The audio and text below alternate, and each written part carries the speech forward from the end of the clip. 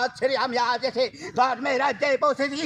এখানে সুলতান আলমগীরের ছোট ভাইকে নাসির খাকে হাতের মুঠের মধ্যে পেয়েছি, আর সে করেছে আমি বন্দুক বলে আলিঙ্গন। আর নাসির, তুমিও জেনে রেখো, আমি এই ধর্ম রাজ্যটাকে শ্মশানে পরিণত করব। এই যে ভাই নিজাম, তুমি এখানে কেমন? আমি তোমার সারা প্রাসাদ মায় প্রাসাদ দণ্ড বেদন্য করে খুঁজতে পারছ, এমন কি প্রয়োজন?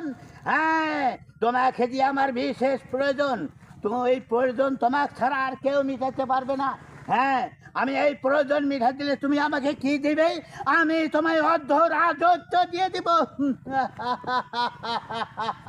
মুখের কথায় চিরা ভিজবে না। চিরা ভিজবে কিসে?